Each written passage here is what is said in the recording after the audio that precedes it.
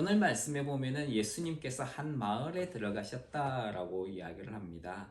그 마을의 이름은 가버나움이라는 마을입니다. 이 가버나움이라는 도시는 나훔의 마을이라고 부릅니다. 나훔의 마을에서 가버나움이라고 이야기하는데, 나훔이라는 말은 옛날에 보면은 그 구약 성경에 선지자의 이름이 나훔이라는 선지자가 있었어요. 실제로 나훔이 이 마을 출신인지는 알 수가 없습니다. 나훔이라는 말은 위로라는 뜻을 가지고 있습니다. 위로하다. 그러니까 나훔의 마을 하게 되니까 위로의 마을이라는 말이겠죠. 아마 위로가 필요한 마을일 수도 있고, 그 마을에 가면은 위로를 받는다라고도 생각해 볼 수도 있을 거예요. 여행을 하다가 보면은 어느 마을에 도착했을 때에, 혹은 어느 집에 도착했을 때에 위로가 된다든지 포근한 마음이 느껴지는 경우가 있습니다. 어떤 이들은 우리 집에 오면은 영적으로 마음이 편안해진다, 이렇게 이야기하는 사람도 있어요. 어떻게 보면 우리 집에 와서 마음이 편안해진다니까 정말 감사한 일이죠. 그런데 어떻게 보면은 어떤 장소가 특별한 힘이나 능력을 가지고 있는가 하는 것을 생각해 볼 필요가 있습니다. 사실 어떤 장소가 어떤 능력, 영적인 능력이나 힘을 가지고 있다라고 이야기하는 것은, 그건 성경적으로 볼 때 잘못된 거예요. 어떤 특별한 장소, 특별한 시간, 특별한 물건이 어떤 영적인 힘을 가져다 준다라고 하는 것은, 그건 잘못된 것입니다.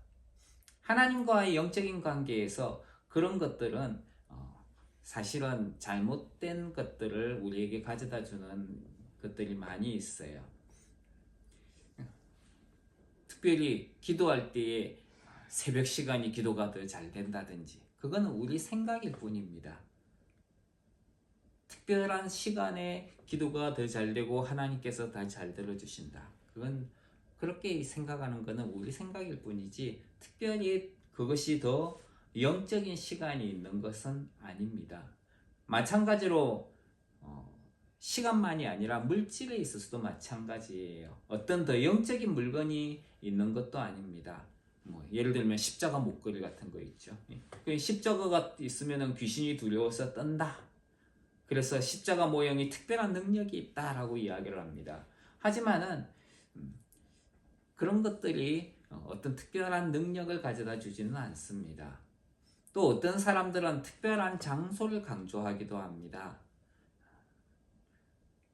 그래서 집보다는 교회가 더 신령하다, 이렇게 이야기를 합니다. 또 어떤 사람들은 성경에 나오는 특별한 지명이 있기 때문에 거기는 더 거룩한 곳이다, 그래서 거기를 뭐라고 이야기를 해요? 성경에 나오는 거룩한 땅이다. 그래서 거기를 성지라고 이야기를 하죠. 성지 여행 한다 그래서 성지 여행, 성지 순례, 이런 말을 많이 씁니다. 거룩한 땅이라는 거예요. 왜 거기가 거룩한 땅입니까? 그렇지 않거든요. 거룩하다라는 말은 하나님에게 속해 있다, 하나님의 것이다 라는 말입니다. 하나님을 위해서 특별히 구별되었다, 이것이 거룩하다는 거예요. 오늘날 그 지역이 구약 성경에 나왔던 곳이기 때문에 더 거룩한 곳이다, 그렇게 이야기를 하면 안 된다는 거예요. 그래서 사실 성지 여행, 성지 순례라는 말은 우리가 사용하면 안 되는 것입니다. 이런 것들은 어떤 시간이라든지 물질이라든지 장소라든지, 이게 어떤 것 다른 것보다 더 거룩하다라고 이야기하는 것들은 형식적인 종교에서 강조하는 거예요. 이 형식적인 종교, 율법적인 종교에서 그런 것들을 강조를 하지, 우리는 그런 형식적이고 율법적인 종교가 아니라 하나님에게 속해 있는 영적인 것을 강조하는 사람들입니다. 왜 우리 집이 더 포근하게 느껴지는가? 하나님께서 함께 하시기 때문에, 하나님의 사람이 있기 때문에 그런 거죠. 저는 여러분들로 인해 가지고 사람들이 포근함을 느끼게 되길 바랍니다. 왜? 하나님의 사람들이기 때문에, 하나님께서 함께 하시기 때문에 그런 은혜가 임한다는 것이지요. 중요한 것은 하나님과의 영적인 관계 가운데 우리가 있는가 하는 것입니다. 하나님의 사람으로 인해서 그 집이나 마을에 평안이 임하게 되는 것이지요. 그래서 주님은 제자들에게 너희가 어디를 가든지 먼저 들어갈 때에 그 집이 평안하기를 빌라라고 이야기를 하셨습니다. 그래서 너희가 빈 평안이 그 집이 받기에 합당하거든 거기 머물 것이고 그렇지 않으면 너희에게 돌아올 것이다. 그래서 중요한 것은 사람, 하나님께서 함께 하시는가 하는 것이 더 중요한 것이죠. 그래서 저는 여러분들을 통해 가지고 바로 그와 같은 하나님이 함께 하심으로 형통하고 또 평안한 그런 은혜가 우리와 함께하는 이들에게 늘 가득하길 주님 이름으로 축원합니다. 예수님께서 가버나움이라는 동네에 들어가셨습니다. 그런데 그때 한 백부장이 나오게 됩니다. 백부장은 군대의 장관입니다. 백성의 지도자 중 하나였죠. 이스라엘은 지파를 따라서 옛날부터 천부장, 백부장, 50부장, 10부장 같은 지도자들을 두었습니다. 10부장은 10명에 해당하는 군사를 거느리는 사람을 10부장이라고 했어요. 50부장은 자기 수하에 50명이 있겠죠. 100부장이라고 그랬으니까 100명의 군사를 관리하는 사람이 바로 백부장입니다. 이 사람들을 통해서 백성들의 크고 작은 일을 이스라엘은 처리할 수 있도록 했습니다. 모세의 시대 때부터 이런 일들을 이렇게 직분을 두어 가지고 일을 처리를 하게 했습니다. 특별히 이런 일을 할 때에 고대로부터 백성의 지도자를 삼을 때 해야 됐던 그 조건이 아주 까다로웠어요. 그 사람들은 지혜가 있고 능력이 있는 사람들이어야 됐다는 거예요.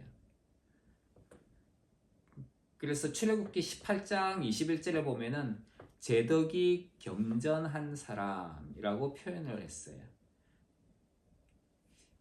하나님을 두려워하고 진실무망하며 그리고 불의한 일을 미워하는 자다. 이런 사람을 하나님께서 백성의 지도자로 세워라 라고 말씀하셨습니다. 제덕이 겸전하다는 것은 어떤 재물이 많은 것이 아니라 무엇인가를 일을 하는데 유능한 사람을 가리킵니다. 여기서 우리는 이스라엘 백성들이 지도자를 세우는 자격 조건에 대해서 볼 수가 있습니다. 그것은 하나님을 두려워하는 사람이어야 된다는 것이지요. 하나님을 두려워한다는 것은 단순히 하나님을 무서워한다는 것이 아니라 하나님을 경외하는 것을 말합니다. 즉 자녀가 자기 부모에 대해 가지고 존경과 그리고 두려워하는 마음을 가지고 있잖아요.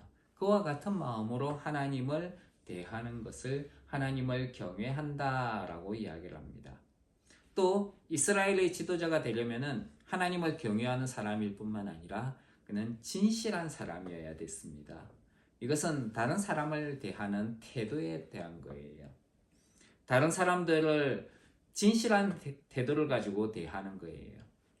누군가를 만나서 대화를 할 때 상대방을 속이려고 하는 사람이거나 다른 사람을 얕보거나 말과 행동이 다른 사람이라면은 그것은 진실한 사람이라고 할 수가 없는 것입니다. 이스라엘의 지도자는 진실한 사람이어야 됐습니다. 또 이스라엘의 지도자로 세워지려면은 불의한 이익을 미워하는 사람이어야 됩니다. 자신의 유익을 위한 뇌물을 받아서는 안 되는 사람이지요. 뇌물은 선물이 아닙니다. 자신의 이익을 위해서 돈이나 선물을 통해서 그런 것들을 받고 공정하지 않은 방법으로 이제 일을 처리를 하는 것이지요. 부자에게 특혜를 준다거나 가난한 자라고 특별히 더 잘해준다거나 이런 것들은 뇌물에 해당이 될 수가 있습니다. 하나님은 그렇게 하지 말라라고 이야기를 합니다. 이렇게 하나님을 두려워하고 진실하고 그리고 자기 유익이 아니라 다른 사람의 이익을 먼저 구하는 사람, 이런 사람을 하나님은 지도자로 세우게끔 하셨습니다. 다른 말로는 유능하다라고 이야기를 하죠. 세상적으로는 유능한 사람이라고 하면은 능력이 많아서 일을 잘 하는 사람일 거예요. 하지만 하나님께서는 하나님께 유능하다라는 말은 하나님을 두려워하고 진실하고 다른 사람의 유익을 도모하고 다른 사람을 돌보는 것을 유능하다라고 이야기를 하는 거예요. 그래서 하나님은 이런 사람을 이스라엘 백성의 지도자로 세워라라고 말씀을 하셨습니다. 신약 성경에서도 하나님은 하나님의 그 백성들, 즉 교회를 세우실 때에 지도자라는 일꾼들을 세우셨습니다. 우리 지도자는 예수 그리스도밖에 없기 때문에 사실 교회의 지도자라고 부르면은 예수님밖에 없어요. 그런데 그 지도자와 함께 교회를 세워나가는 사람이 있는데 그 사람을 일꾼이라고 부릅니다. 구약시대에 이스라엘에 직분을 주시고 이스라엘 백성을 돌보게 하셨다면 신약 교회에서는 일꾼을 세우셔서 교회를 돌아보게 하신 것이죠. 그 직분들은 우리가 많이 들어봤을 겁니다. 사도, 선지자, 복음 전하는 자, 목사, 교사, 이런 직분들을 하나님께서는 교회에 주신 것이죠. 그럼 이 직분들을 왜 주셨느냐? 성도를 온전하게 하고 봉사의 일을 하면서 그리고 그리스도의 몸을 세우기 위해서였다는 것입니다. 또 감독, 장로, 집사 이런 것들을 세울 때에 특별히 선한 일을 사모하는 자를 세워라라고 이야기를 합니다.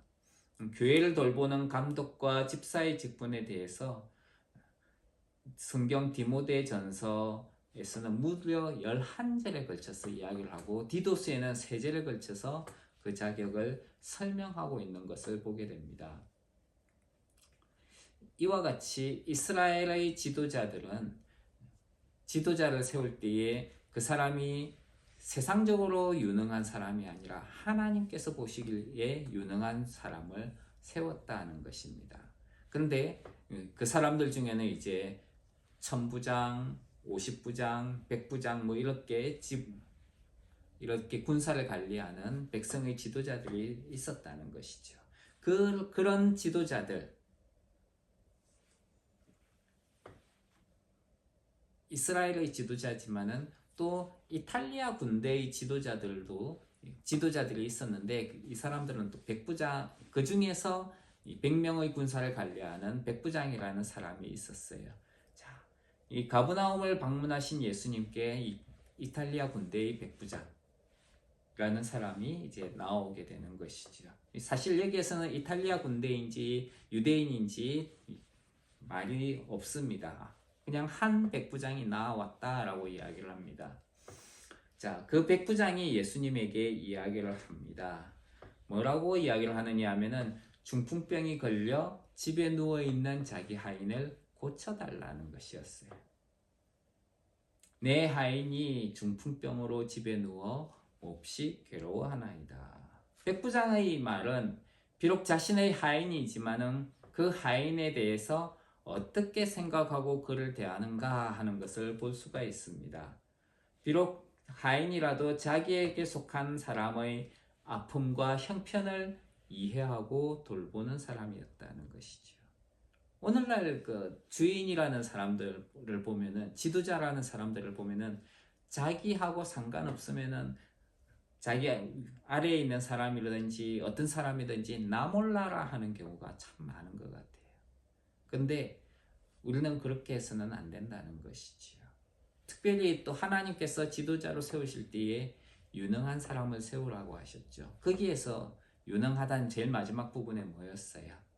자기 이익을 구하지 않고 다른 사람들의 이익을 구하는 사람, 다른 사람을 돌볼 줄 아는 사람을 지도자로 세워라 라고 이야기를 합니다. 그런 면에서 본다면 우리는 하나님 앞에서 유능한 존재인가? 하나님 앞에서 볼 때에 나는 과연 지도자인가? 다른 사람을 돌볼 수 있는 존재인가? 하는 것을 생각해 봐야 됩니다. 백부장은 자기뿐만 아니라 자기의 식솔들, 자기 아래에 있는 사람을 돌볼 줄 아는 사람이었다는 것을 알 수 있습니다. 그래서 내 하인이 집에 누워 중풍병 때문에 심히 괴로워합니다. 몹시 괴로워하고 있습니다. 그러면서 예수님을 찾아왔다는 것이지요. 만약에 자기 집안 식구들을 돌보지 않는다면, 자기 아래에 있는 사람을 돌보지 않았다면 백부장은 그 사람이 아프든지 말든지 상관하지 않았을 거예요. 그런데 백부장은 다른 사람의 아픔을, 비록 자기 아래에 있어 상관이 없을지도 모르는 그 자기 하인을 백부장은 돌보는 마음을 가지고 있었던 것을 알 수 있습니다. 내 하인이 집에 누워 문둥병으로 몹시 괴로워합니다. 이 말을 들은 예수님은 내가 그러면 가서 고쳐주겠다라고 이야기를 하십니다. 하나님이면서도 사람들에게 오라고 하지 않고 내가 가겠다라고 예수님은 말씀하시는 거예요. 사람들은 어느 정도의 신분과 지위가 되면은 자기보다 낮은 사람에게 오라라고 요청하는 경우가 많이 있습니다. 하지만 예수님은 하나님이시면서도 와라라고 하지 않고 내가 가겠다라고 이야기하는 겸손한 모습을 보게 됩니다. 하나님은요, 나에게 오라라고 하는 것보다 내가 간다라고 성경에서 주로 이야기를 하고 있습니다. 사람들은 궁극의 진리를 찾는다면서 종교를 찾아다니지요. 신을 만나기 위해서 헤매고 수행을 합니다. 하지만 하나님은 사람들이 찾아가는 존재가 아니라 직접 우리를 찾아오신 분이에요. 죄를 범한 아담을 찾아오셨고 죄에 빠진 사람을 구원하시기 위해서 예수님께서 자기 백성을 찾아서 이 땅에 오셨다는 것입니다. 여기에서 우리 하나님은 사람을 찾아오시는 분이다. 죄인을 찾아오시는 분, 아픈 자를 찾아오시는 분, 위로가 필요한 자를 찾아오시는 분이라는 거예요. 그렇다면 우리가 예수님을 닮은 자로서 우리는 어때야 되는가? 우리도 찾아가야 된다는 거예요. 하나님의 영을 가진 사람으로서 그 사람들이 우리에게 나오기를 바랄 뿐 아니라 우리가 그들에게 다가가야 된다는 것입니다. 내가 가서 고쳐주겠다. 이것이 예수님의 말씀이었어요. 그런데 이 말을 들은 백부장은 질색을 합니다. 주여 내 집에 들어오심을 나는 감당치 못합니다. 8장 8절에 있는 말씀 한번 같이 읽어볼까요? 8장 8절 시작. 주여 내 집에 들어오심을 나는 감당치 못하겠사오니 다만 말씀으로만 하옵소서. 그러면 내 하인이 낫겠삼나이다. 보통 치료를 해야 된다면은 의사든 환자든 서로 만나야 되는 거예요. 환자가 의사에게 가든지 의사가 환자에게 가든지 가야 되는 것이지요. 그런데 예수님이 내가 그러면은 그 사람을 직접 만나러 치료하기 위해서 만나러 가겠다라고 했는데 특별히 중풍병으로 누워 고생한다. 올 수 없는 상태라는 걸 알고 있어요. 중풍병이라는 것은 몸을 제대로 가눌 수 없는 병이지요. 그러니까 환자가 오는 거 힘들 테니까 내가 가겠다라고도 예수님이 했는데 뭐라고 이야기를 합니까?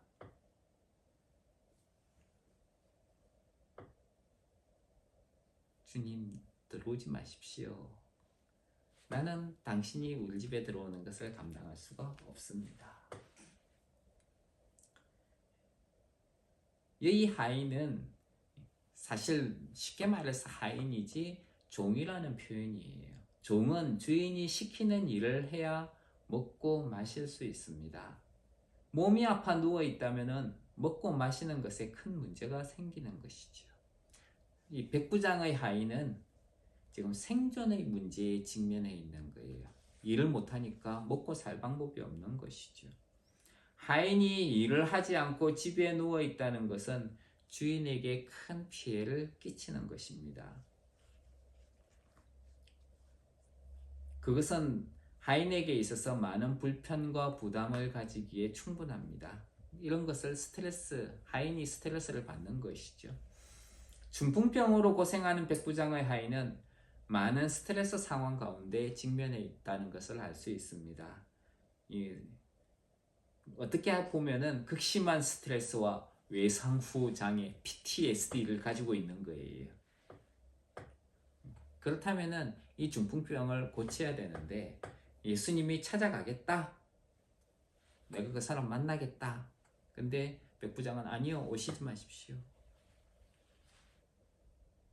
당신의 말씀만으로도 내 하인을 고쳐주셔도 하인이 나을 것입니다. 이렇게 이야기를 합니다. 오시지 말고 말씀만 해주십시오.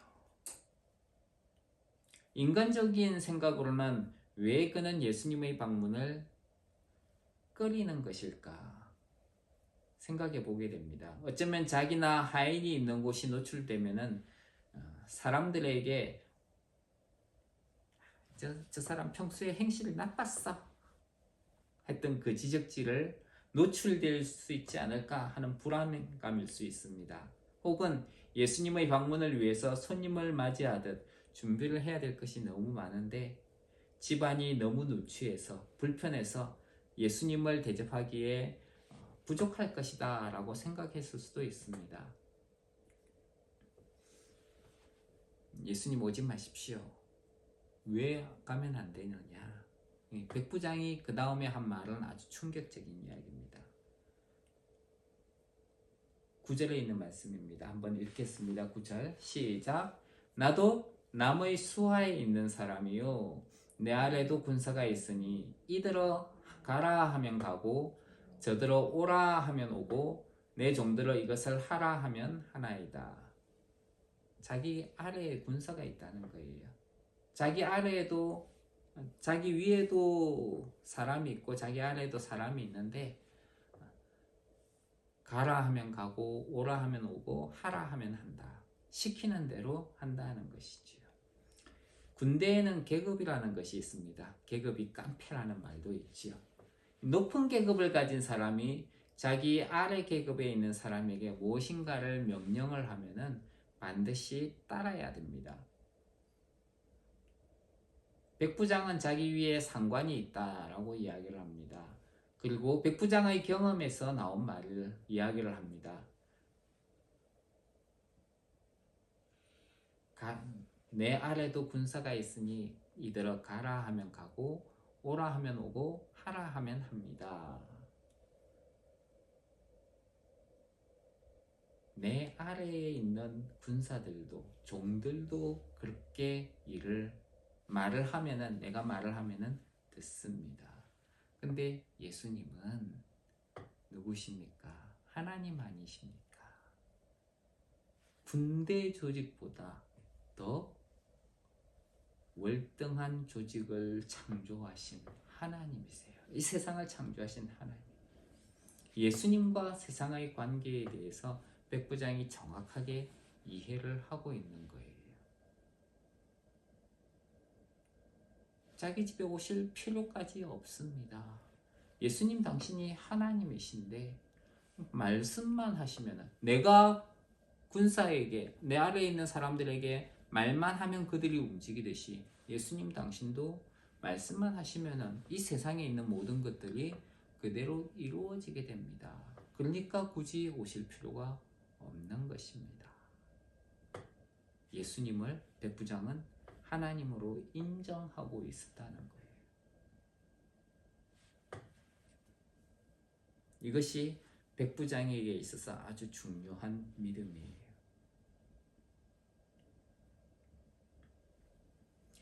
백부장은 예수님의 이런 권세를 어떻게 알 수 있을까? 백부장은 예수님과 같은 마을에서 살았습니다.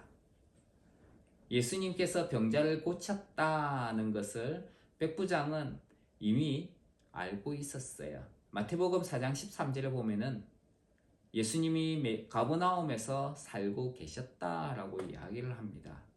자기가 살던 동네에 예수님이 찾아가신 거예요. 그때 예수님은 회개하라, 천국이 가까웠다라고 선포하셨습니다. 그리고 회당에서 가르치시면서 천국 복음을 전파하시고 아픈 것 사람들을 고쳐주셨습니다. 그 소문은 가버나움에서부터 시작해가지고 수리아 온 지방에 퍼져나가게 됐어요. 그러니까 가버나움이 중심지예요. 예수님은 사역 중심지였어요. 거기에서부터 주변 지역으로 쫙 퍼져나갔으니까. 그러니까 그때부터 예수님은 병을 고칠 수 있는 분이다. 그냥 훌륭한 의사와 같은 분이다. 이렇게 사람들이 인식을 했던 것이지요. 그런데 그럼 예수님 오셔서 직접 가셔서 고쳐주셔도 되는 거 아닌가? 그 말이 되는 거잖아요. 근데 백부장은 오지 말라고 왜 그랬을까? 산에서 말씀을 전하신 예수님에 대해서 성경은 가르치시는 것이 권세 있는 자와 같다라고 이야기를 합니다. 백부장이 보기에는 자기보다 높은 권위를 가진 존재로 인식하기에 충분했던 것이지요.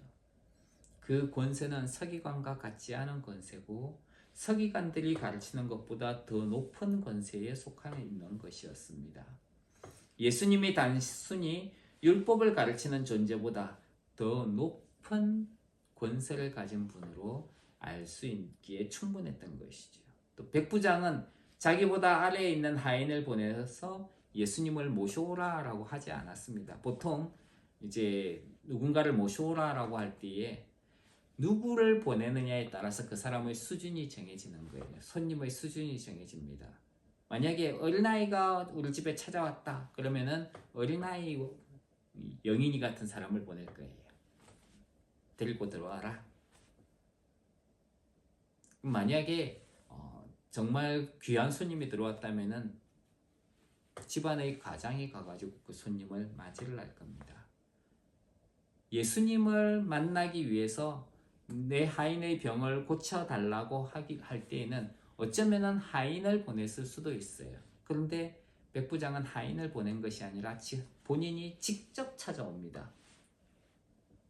즉 예수님을 백부장 자신보다 혹은 자기보다 더 높은 존재로 인식을 하고 있었다는 것이지요.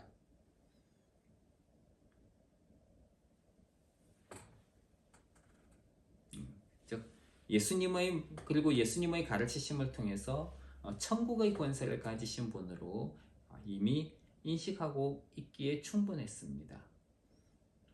즉 백부장이 가지고 있었던 그 정보는 그가 알고 있었던 예수님에 관한 소문, 그리고 예수님이 하신 말씀에 대한 반응으로부터 나온 거예요. 백부장은 예수님이 하나님이라는 것을 알게 된 겁니다. 자기가 가지고 있었던 그 정보들에 의하면 그 하나님은 말씀으로 세상을 창조하시고 또 말씀으로 심판을 베푸시는 분이죠. 직접 하신 말씀을 이루시는 분이 하나님이십니다. 약속하신 언약을 이루어지게 하시고 지키시는 분. 그 하나님께서 말씀만 하시면은 병들어 누워있는 자신의 하인을 고친다. 너무나도 당연하다는 것이죠. 백부장은 바로 그런 믿음으로 예수님에게 간구하였던 것입니다. 여기서 우리는 믿음에 대해서 생각을 하게 됩니다. 믿음이라고 하는 것은 단순히 자신의 생각이나 신념 혹은 확신을 이야기하는 것이 아니라는 거예요. 믿음이라고 하는 것은 진리에, 진실과 사실에 근거해야 되는 것입니다. 그래서 우리가 예수님을 믿는다, 하나님을 믿는다 라고 할 때에 그 믿음의 근거가 있어야 되는 거예요. 그거는 진리이신 하나님의 말씀에 근거해야 됩니다. 성경에 근거하지 않고 우리가 예수님을 믿을 수는 없는 것이지요. 또 믿음이라고 하는 것은 생각에만 어떤 관념적인 것에만 머무는 것이 아닙니다. 그 믿음이 있다면 삶의 변화까지도 같이 나타나게 되는 거예요. 그게 맡기기 때문에 그렇습니다. 음식이나 약이 몸에 좋다는 것을 알아도 그냥 지식에 머물러 버린다면 그건 아무런 소용이 없죠. 성경이 우리에게 구원을 가져다 주는 책이라는 것을 알면서도 그래 그거는 그거야 지식으로 끝나면 소용이 없습니다. 아무런 도움이 안 됩니다. 하지만은 약이 나의 건강에 도움을 준다. 그 지식을 내가 받아들이고 약을 섭취를 해야만 몸이 건강해지듯이 음식을 먹어야만 우리 몸이 건강을 회복하듯이 하나님의 말씀을 믿어야 그 말씀대로 살아야 우리가 그 하나님의 말씀의 효과를 볼 수가 있는 거예요.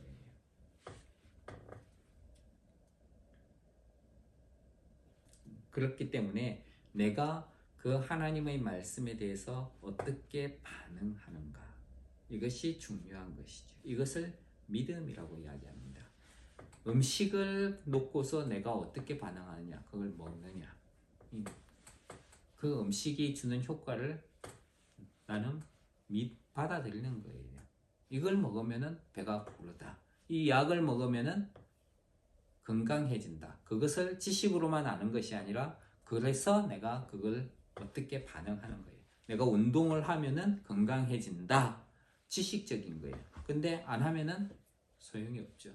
운동을 하면은 건강해지는 거예요. 반응입니다. 그러니까 믿음이라고 하는 것은 하나님의 말씀에 대한 우리의 긍정적이고 순종적인 반응을 믿음이라고 이야기를 합니다. 만약에 그게 없다면 우리 믿음은 헛것이 되는 거예요. 그래서 참된 믿음이라고 하는 것은 하나님의 말씀에 대한 나의 긍정적이고 순종적인 반응을 가리킵니다. 백부장은 예수님을 하나님으로 인정한 것입니다. 우리가 가졌던 인간적인 생각이 아니라 예수님을 향한 믿음에서 나온 것이죠. 예수님은 백부장이 가진 믿음에 대해서 인정을 하셨습니다. 내가 진실로 너희에게 이르노니 이스라엘 중에서 이만한 믿음을 가진 사람을 만나보지 못했다. 이스라엘 백성 가운데서도 이런 사람이 없었다. 그런데 이 백부장은 이런 믿음을 가지고 있다는 거예요. 이것이 예수님께서 백부장을 인정하신 믿음이에요. 우리도 주님으로부터 이런 인정을 받는 믿음을 가진 사람으로 살길 주님 이름으로 축원합니다. 예수님은 이스라엘 백성이라고 하면서도 자신을 믿지 않는 사람들을 향해서 동서로부터 많은 사람이 와서 아브라함과 이삭과 야곱과 함께 천국에 앉겠지만은 나라의 원래 자손들은 바깥 어두운 데서 쫓겨나 거기서 울며 이를 갈미 있으리라고 하셨습니다. 하나님을 모르는 이방인들조차도 나중에는 천국에 속하게 되겠지만은 하나님의 백성이라는 사람들도 예수님을 믿지 않음으로 인해 가지고 그들은 쫓겨나게 될 거라는 거예요.